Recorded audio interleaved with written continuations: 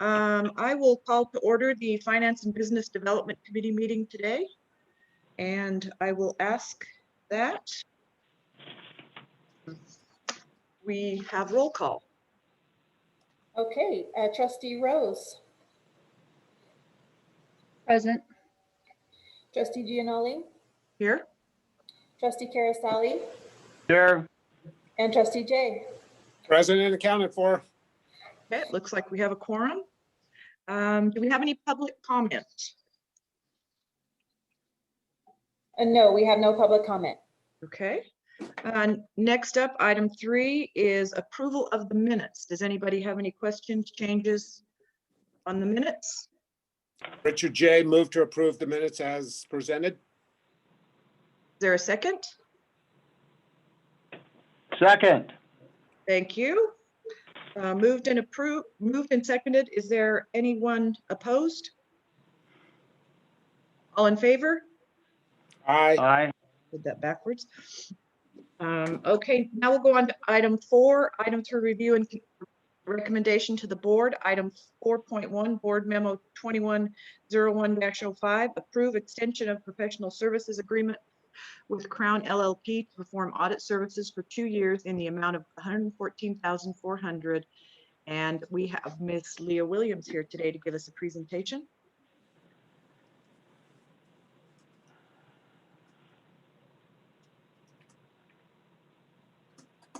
Just promoting her now. There we go.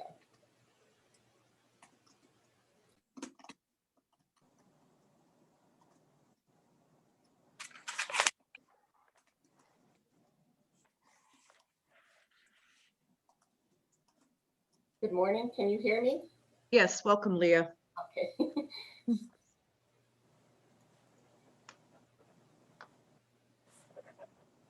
Hold on.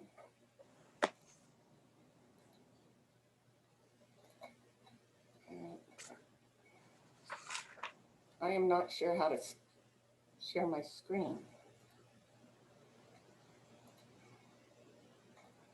Down at the bottom of your screen, there should be a button that says share screen, a green button. Hold on, sorry. Okay, it says share screen.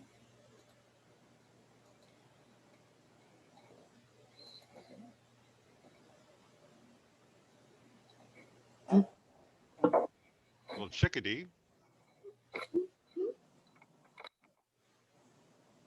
Okay, now can you see my screen? Yep. Okay, sorry about that. Okay, good morning, Chair, committee members. My name is Leah Williams. I'm the manager of accounting, and I'm going to present the extension of professional services agreement with Crowe LLP. A little bit of background, Nevada revised statutes requires the RTAA to designate an independent auditor to complete an annual independent audit. The objective of that audit is to determine and report as to whether the financial statements are presented fairly and in conformity with generally accepted accounting principles. Let me give you a little history. The original solicitation process was approved. The current agreement was approved by the board April 10th, 2014. It was a 5-year contract with two-year options to extend the term for up to a maximum of 9 years.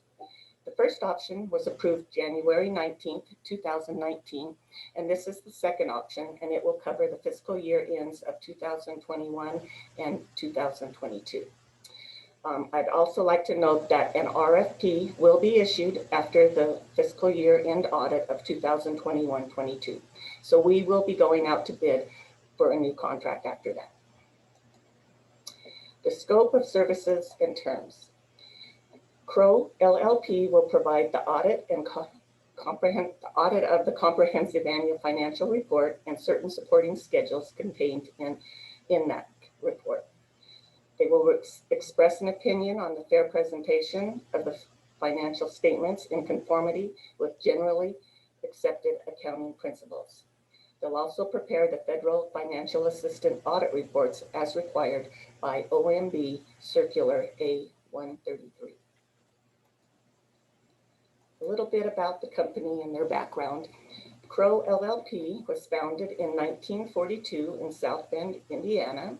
They have extensive experience and expertise in providing audit services to both public and private entities. They are ranked as one of the nation's top 10 accounting firms. And Scott Nickerson, our engagement partner, and Kevin Kerswick, our senior manager, that are assigned to our account, have a combined total of over 41 years of auditing experience. The fiscal impact is the fees for the audits will be budgeted in the accounting and administration department budget for each year. And the first year, the fees will be $56,500, and the second year will be $57,900. And with that, the recommendation is it is hereby moved that the board authorizes the president CEO to exercise a 2-year extension option of a professional services agreement for auditing services with Crowe LLP in the amount of $114,400. Thank you, Leah. Does anyone have any questions regarding this item? That seems very straightforward. And go ahead, Lisa, I'm sorry. No, I was just going to ask a quick question. How long have we been engaged with them? I think since I've been on the board, but I don't recall if you had that in your item. I didn't. Yeah, we have the original 5-year contract plus 2 years, so that's 7, and now we're asking for another 2, which would be a total of 9 if this is approved. Okay, no worries, just curious. If there isn't any other questions, I would seek a motion to approve. Lisa, can I ask one quick question? Oh yeah, go ahead, Jennifer. And I know it's probably in the notes, but I haven't been able to thoroughly look at everything. Can someone just tell me real quick how this pricing compares with the previous pricing? Did they hold the same, or did we have an increase? Well, if you look at, can you still see my screen? No. Oh, okay. I did have a little, so the original 5 years was, the total was $266,990. And that was, the first year was $52,710. The second year was $53,890. The third year was $53,310. The fourth year was $53,370. And the fifth year was $53,710. And then the last the 2-year extension, it was $54,600, and then this recent year was $54,900, and so it's up to $56,500 and $57,900. Thank you. So it's gone up slightly. Mhm. Okay, any additional questions? Okay, doesn't sound like any. If not, I will go ahead and entertain a motion. So moved. Do I have a second? Jay, second. All in favor? Aye. Aye. Opposed? Passes unanimously. Okay, we will move on to item 4.2, which is the board memo 210106, acceptance of the comprehensive annual financial report for fiscal year 2019-2020. And we have Mr. Randy Carlton here to present. Good morning, Committee Chair Rose, committee members, Randy Carlton, CFO. The item before you is to ask your recommendation to the board to accept the audited financial statements for the fiscal year ended June 30th, 2020. And this acceptance is one way to look at it as a formality. It's an end cap to the fiscal year calendar where all the financial activities have been completed. We've prepared the financial statements and we've turned those statements over to the independent auditor, and the auditor has examined them and rendered an opinion as to whether to the level of fairness that the financial statements represent our financial position. So I have a few comments. This presentation will be jointly given with Scott Nickerson, the partner in charge from Crowe, to present the basic financial statements. I'll provide a little bit of background and then hand it over to Scott. A little bit about what the CAFR is. That's an acronym for the Comprehensive Annual Financial Report. It's a set of financial statements and notes and other required elements that are recommended by the Government Accounting Standards Boards. We follow those standards just like most of the public agencies that you're familiar with do as well. The scope of the audit covers a fiscal year, and this fiscal year of this audit is July 1, 2019 through June 30th, 2020. You already know or have seen the results of that fiscal year. We discussed them with the board using our unaudited financial statements. We have our operating statements that we provide the board each month, and we discussed the end of year results with the board in August earlier this year. The contents of the CAFR, it's contained in your packet. This is the cover. There are the main points of the 105-page document that we look to is the independent auditor opinion letter. That opinion letter states an opinion by the independent auditor that the financial statements fairly represent the financial position of the authority as of the end of the fiscal year. If there were issues or concerns, those are often not noted in that opinion. There were none. One way to look at the opinion letter is that it's a clean opinion letter. A few other pieces to the document is the management discussion and analysis. That's more of a qualitative discussion of the financial statements. It gives year versus the prior year comparison, provides some analytical comments. Basic financial statements, a little bit more into the weeds, but provides more explanation about some of their numbers. The compliance and statistical section, there are some elements that are required of us in condition with AIP and PFC revenues that we received, and we have to then submit our accounting of those expenditures, which we have, and we are in compliance with all of those requirements. A little bit of good news I'd like to share with the committee. There's the Government Finance Officers Association of the United States and Canada. That's the professional organization that we belong to as an agency, and the finance staff belong to as well.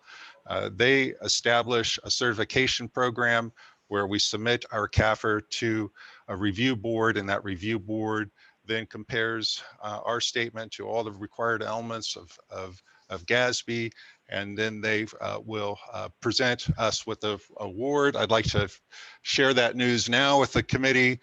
You can see that here's the plaque. It's one of those perpetual type of plaques, and where we add the number for the year. For the years, I think we're over 30 consecutive years having received this award. I went ahead and placed the sticker 2019. I would really like to just acknowledge the accounting staff under the leadership of Leah Williams, the accounting manager, and Rebecca Maddox, our lead accountant. They are responsible for the bulk of the work in preparing our financial statements. It means that we are preparing our financial statements using the highest standards for public financial reporting, and the level in which we do so goes beyond the minimum requirements in the spirit of full disclosure and transparency to the public of our financial performance for the year. The reasons why we do an audit, we have an independent audit. Some of these things were already touched on by Leah in the prior item. We are required to do so by the Nevada revised statutes to have an independent accounting firm examine our financial statements. That audit was completed by Crowe LLP. And according to the regulations, we have to have a presentation in a public meeting to have the audit accepted by the governing board. The auditor opinion is a clean opinion. Yes, our financial statements do fairly represent the financial position as of June 30th, 2020. And I've asked Scott to provide a few high-level overview comments of our financial results for the year. So he will be going over the basic financial statements again at a very high level, And then, of course, we will take any questions you have following his comments. At this point, I'd like to introduce Scott Nickerson, the partner for Crowe LLP, and we have a few slides to summarize the financial results for the year. Scott? Good morning, everyone. This is Scott Nickerson. I always look forward to being with you guys in person in December for either your committee meeting or board meeting, but I guess video will have to do for this year for the exciting auditor's report. I think one of the things I wanted to highlight today is, we're reporting on a June 30, 2020 financial statements. I think I always try to emphasize that what's happening today is way more important than what happened at June 30, 20. So we'll try to take our discussion a little bit about where you stood as of that date, but also give you some thoughts about what's happening today as well. Overall, when you look at your statement of net position, I think one of the things that stands out to me, once again, I sound like a broken record, I'm sure, for those who have been here, but I think what really has protected you guys from some of the risk of COVID has been a solid balance sheet. And a lot of that ties to your ability to maintain your debt within, I would say, very reasonable thresholds based on the size of your operation. And I think that's allowed you to operate revenues and using expenditures for the appropriate means, but still using capital funds as needed to build infrastructure to support your projects. So I think really strong balance sheet is really important in today's environment because it allows you the flexibility to be able to do things when uncertainties occur.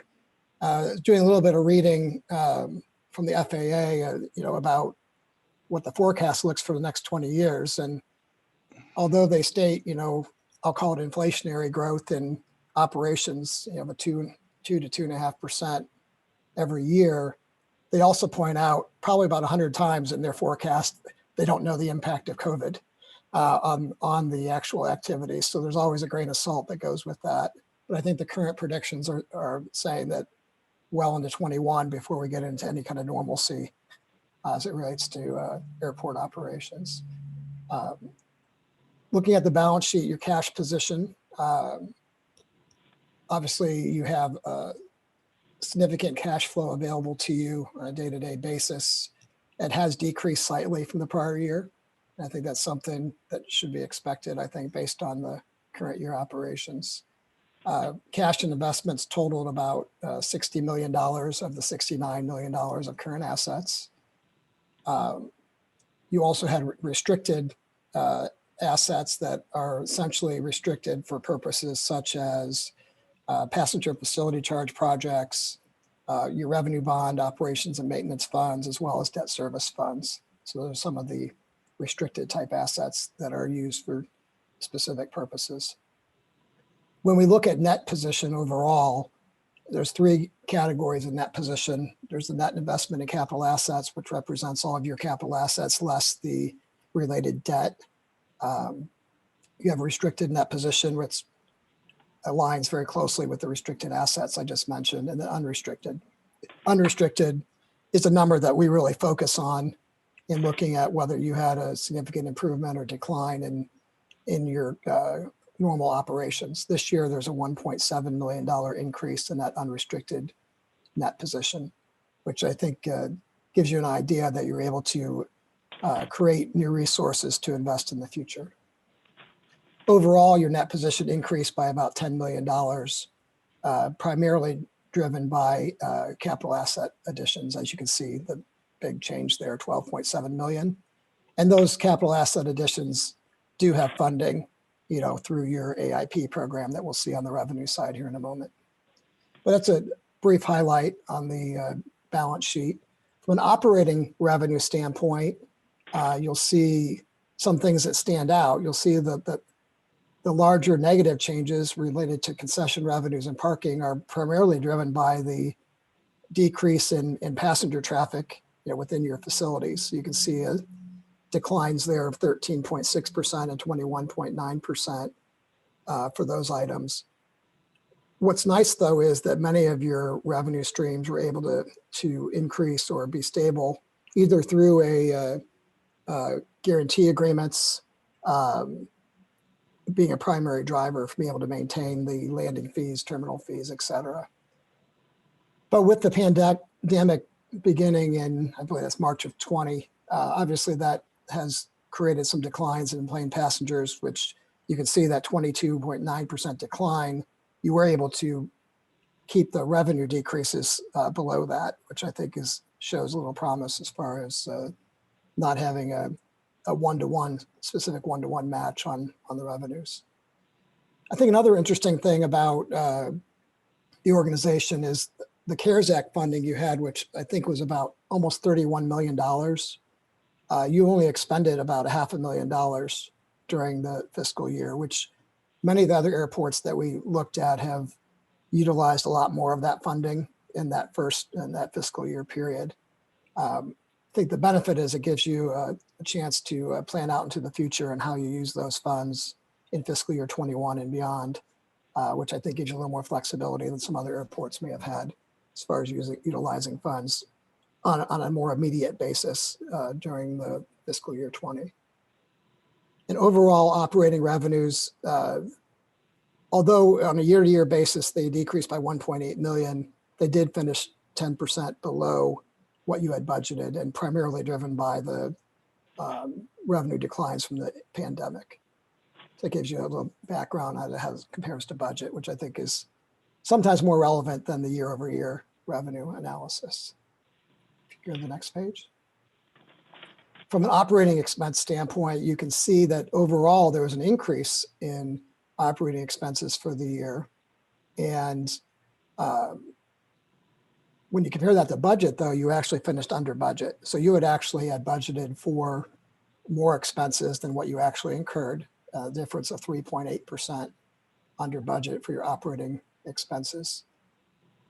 I think another big piece of your overall expenses is depreciation, which is a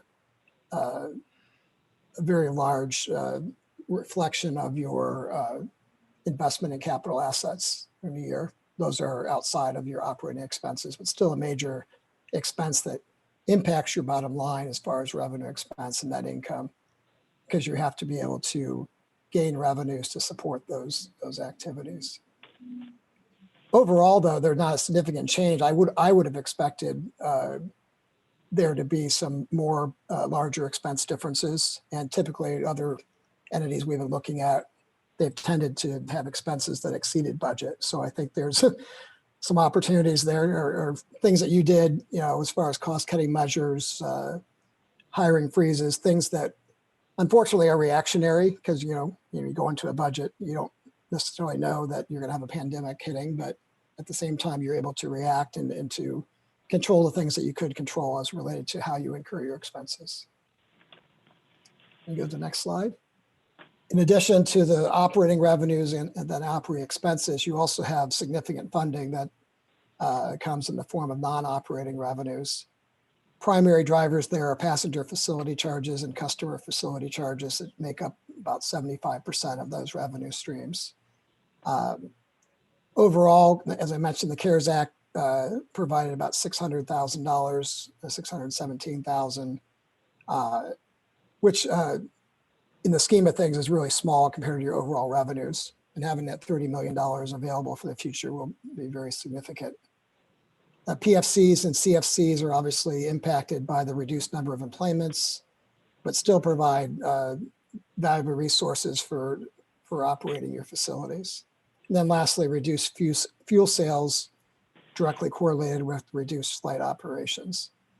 When we look at non-operating revenues and expenses for other airports, I think we're seeing similar trends with the declines in anything that's related directly to employments.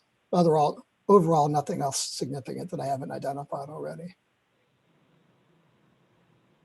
We move to the next slide. This gives you an idea of how you rolled your net position from the beginning of the year to the end of the year. As I mentioned previously, your net position increased by about $10 million. And you can see the overall components of that for the current year. Net operating income was a positive 5.4 million. Net non-operating 15.3. And then capital contributions is what we see here for the first time, that 16.9 million, which is really used to support all the capital expenditures that you have performed during the year or plan to perform as you're building CIP. So that gives you funding to support your capital projects. That is all offset by, depreciation expense of 27.6 million, which is the implied cost of what you should be setting aside historically to have available for funding capital in the future. So overall, an increase of 10 million, primarily driven by capital contributions and not on non-operating income. You can see the impact really of COVID in the net operating income decrease from 10.2 million in the prior year to 5.5 in the current year. That's really the primary day-to-day driver that we see with most of the entities that we've worked with having similar comparisons. And I think lastly, the days cash on hand, historically and even today, you still have a pretty strong days cash on hand. However, there was a 20% decrease year over year. That means you're using that cash to pay current operations more so than you did in the past. But still, that reflects about a year and a quarter of days cash on hand for operating expenses, which typically we'll see half a year to 1 year on average. It can vary quite a bit from entity to entity based on their planning and budgeting. But that is a trend just to take notice of. And I think the CARES Act funding being available is one way of addressing that days cash on hand can replenish some of the cash as you're incurring expenses that the CARES Act can fund. I won't say everything, but it can fund several of your budget categories. And I think it's more of a strategic process of figuring out the best way to use those funds, whether it's for operations or for other types of activities that support the organization long term. So that's a highlight of operations. If you look at budget to actual, it gives you a little more detail here on where you stood, typically a better measure than year over year.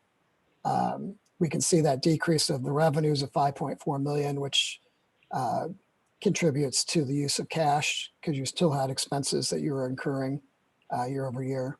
The non-operating funds, you can see a fairly similar funding available year over year. And then the overall net income, 24.0 million, which is primarily driven by the non-operating activities and capital contributions that are not included on this page, but we're about 18 million. So that's really the main driver of your net income. So in reality, if you're thinking about it from an outsider's perspective, the non-operating revenues such as the PFCs, CFCs, and your capital contributions are driving your net income for the year, not your operations. So I think that's an important distinction with someone's looking at, if someone who didn't understand your operation saw $24 million in net income, they'd say, wow, you guys don't need any funding. You guys are doing great. However,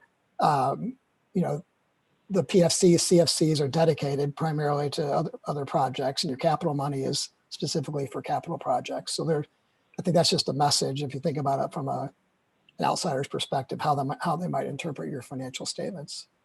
So it's always good to step back and focus on how those monies are utilized and what responsibilities or commitments you've made for some of these funds already. All right. From an overall audit standpoint,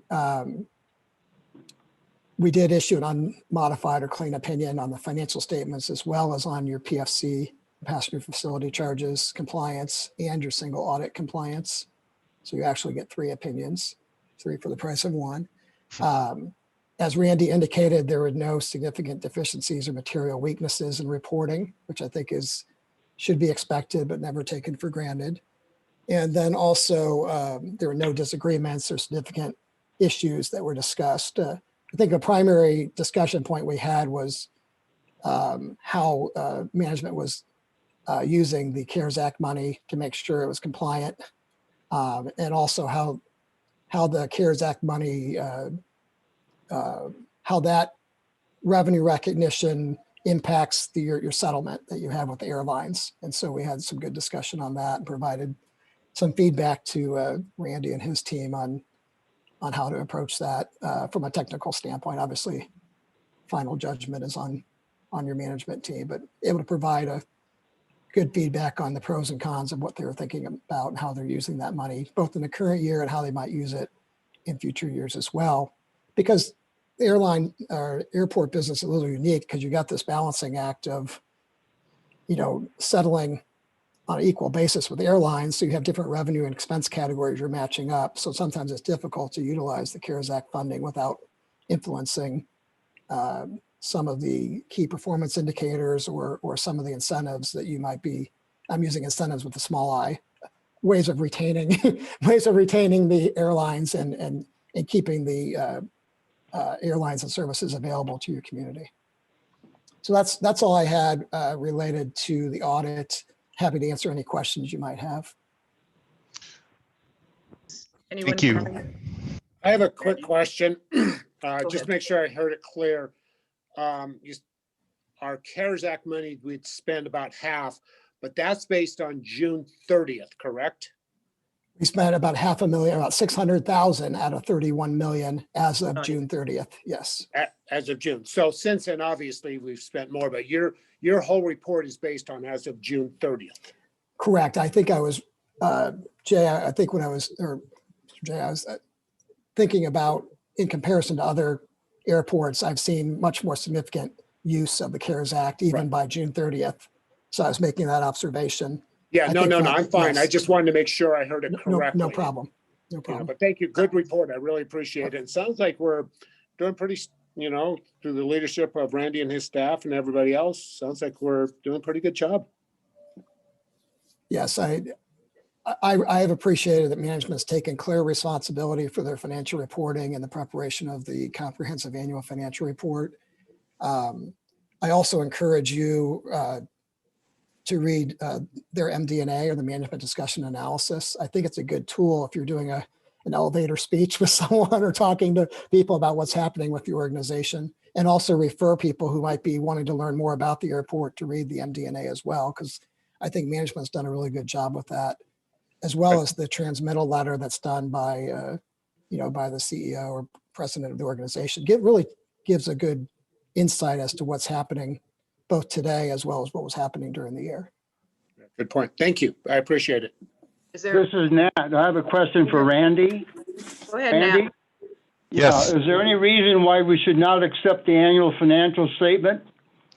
None whatsoever, Trustee Caroselli. I would There- make a motion then to move to accept the annual financial statement I as will far look as this for, committee. okay, and was going to see if there was any other questions. If, Well, I mean, okay. okay, if not, then I'll look for a second, please. I'll second the motion. All those in favor? Aye. Opposed? Okay, it passes unanimously. I just wanted to say thank you for that. Those were great presentations, and it did really show that the actions that were taken early on did really help us get through this. And I'm surprised that we've used so little of the CARES money at this point.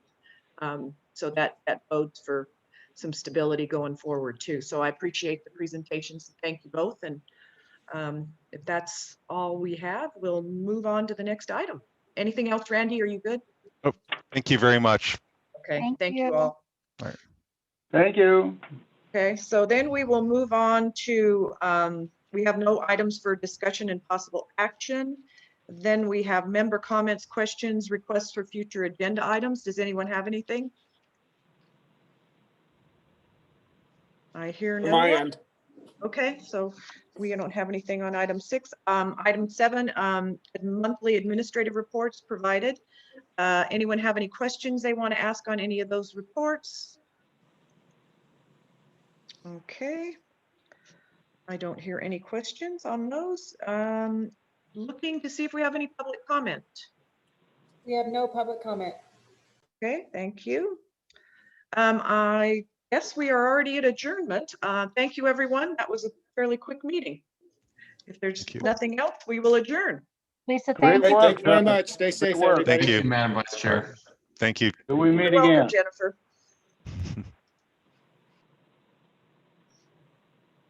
Okay, back at 10.